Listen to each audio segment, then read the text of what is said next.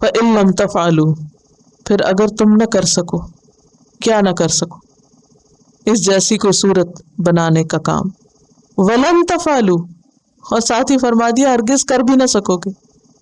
سورۃ بنی اسرائیل میں اس کے بارے میں آتا ہے کہ خواہ تم سب ایک دوسرے کے مددگار بن جاؤ تو بھی یہ نہیں کر سکو گے۔ لا یأتون بمثلہ ولو کان بعضهم لبعض ظہیرا، سب ایک دوسرے کو سپورٹ دیں تب بھی ایسی کوئی کتاب نہیں لا سکتے، تو پھر کیا کرو، باز آ جاؤ اس کی مخالفت سے، اس کے انکار سے۔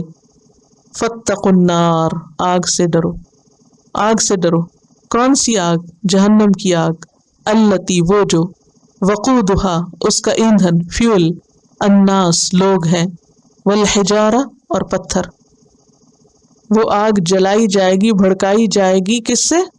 انسانوں اور پتھروں سے۔ پتھروں کی آگ بہت شدید آگ ہوتی ہے اور خود انسان اس میں بطور فیول کام کریں گے۔ اب انسانوں کے جسم میں کیا ہے؟ بال، کیسے جلتے ہیں بال؟ تیزی کے ساتھ۔ انسان کے اندر فیٹ ہے، چربی، چربی کیسے جلتی؟ آگ جلتی ہے نا تیل سے، جیسے پہلے زمانے دیے ہوتے تھے تو اس کو تیل میں ڈبو کے رکھ دیتے تھے، تو دیر تک جلتا رہتا ہے۔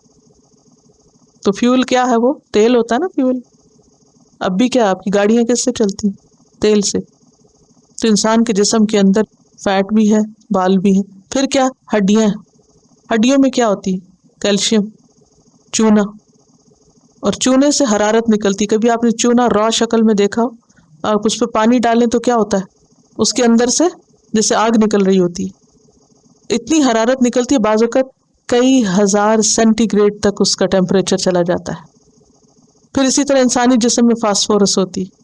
فاسفورس وہ مادہ ہوتا ہے جو دیا سلائی کے اوپر لگایا جاتا ہے، وہ ماچس نہیں ہوتی، اس کے اوپر جو چھوٹا سا ہوتا ہے، آپ کبھی اس کو جلائیں تو کیا ہوتا ہے؟ اتنا سا لگا ہوتا ہے، تھوڑا سا، وہ ایک دم بھڑک اٹھتا ہے۔ تو قرآن کی مخالفت کا انجام کیا ہے؟ آگ۔ فاتقوا النار، آگ سے بچو۔ کیسی ہے وہ آگ؟ جس میں انسان فیول کا کام کریں گے، انسانوں سے آگ بڑکے گی، یعنی انسانوں کو جب آگ میں پھینکا جائے گا تو آگ کم نہیں ہوگی، آگ اور زیادہ ہو جائے گی۔ فَلَن نَزِيدَكُمْ إِلَّا عَذَابًا، عذاب بڑھتا جائے گا، زیادہ ہوتا جائے گا۔ اور حجارہ جو ہے یہ گندھک کے پتھروں کے لیے کہا جاتا ہے، سلفر، اور سلفر بھی جب جلے تو، کبھی سلفر والا پانی دیکھا آپ نے چشموں سے نکلتا؟ کتنا شدید گرم پانی ہوتا ہے، ہاتھ نہیں ڈالا جا سکتا۔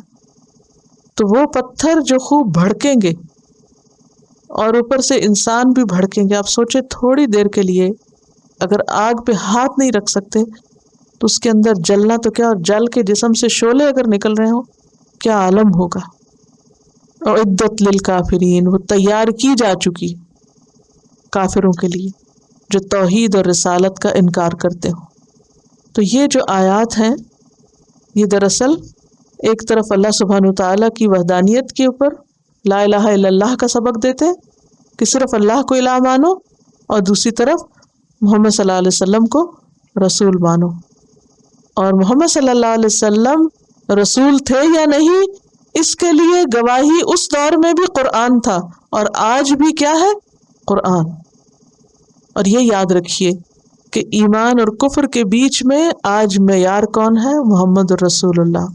بہت سے لوگ اللہ کو مانتے ہیں لیکن صرف اللہ کو ماننے والے مسلمان نہیں کہلا سکتے جب تک کہ وہ محمد الرسول اللہ کو نہ مانے، کلمے کے دوسرے حصے کو نہ مانے، کیونکہ محمد الرسول اللہ ہی فرق ہیں ایمان لانے اور نہ لانے کے بیچ میں۔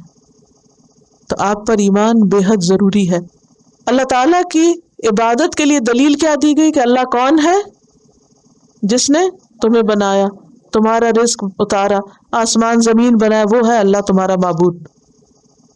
اب دوسری طرف محمد الرسول اللہ کے رسول ہونے کی دلیل کیا ہے؟ قرآن۔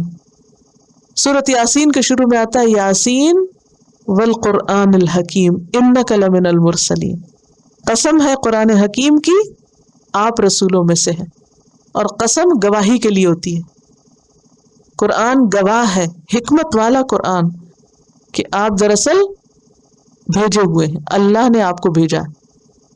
کیونکہ قرآن جیسی کوئی کتاب 1400 سال سے کوئی اور لا ہی نہیں سکا، کوئی ایسی چیز لکھ ہی نہیں سکا۔ اور کس دور میں اتری آپ سوچئے ذرا، نہ وہ پریس کا دور تھا، نہ وہ لکھنے والوں کا، اور عرب کے مکہ کے شہر میں تو پڑھے لکھے لوگ ویسے ہی نہ ہونے کے برابر تھے، ان کو پڑھنے لکھنے سے کوئی دلچسپی نہیں تھی، آج بھی نہیں ہے زیادہ جی۔ تو اس دور میں بھی ان کے یہاں اور بہت سی خوبیاں تھیں، لیکن پڑھے لکھے لوگ کم تھے۔ ایسے میں ایک کتاب اتاری گئی جس کی حفاظت کا اللہ نے ذمہ لیا، اسے کس پہ لکھا گیا؟ کھجور کی چھال پہ، پتوں پہ، ہڈیوں پہ، چمڑے پہ، ٹکڑوں پہ، مختلف چیزوں کے ٹکڑوں کے اوپر، اور نبی صلی اللہ علیہ وسلم کے زمانے میں وہ ایک جلد میں ابھی نہیں محفوظ ہوا تھا، بکھری ہوئی تھی مختلف چیزوں میں۔ حضرت ابوبکر صدیق رضی اللہ تعالیٰ عنہ نے اس کو جمع کیا تھا اور پھر سارا ایک جگہ پر لکھوایا، اور پھر حضرت عثمان کے دور میں اس کی آفیشیل کاپیز بنی اور مختلف علاقوں میں گئی تھی، اور پھر آج ہمارے پاس تو رنگا رنگ شکلوں میں چھپا ہوا موجود ہے، اور اس میں 1400 سال سے کوئی چینج نہیں آیا، ایک لفظ بھی نہ اس کا نکلا ہے اور نہ ہی اس میں کوئی داخل ہوا ہے۔ یہ قرآن گواہ ہے، اوریجنل سورس، کہ جس پر یہ آیا، جس نے یہ پیش کیا، وہ سچا رسول ہے۔ کیونکہ عبادت ہو نہیں سکتی جب تک کہ ہم اللہ کے لیے خالص نہ ہو، اور جب تک کہ طریقہ محمد صلی اللہ علیہ وسلم کا بتایا ہوا نہ ہو۔ تو اس لیے ساتھ ہی رسالت کو ثابت کیا گیا ہے۔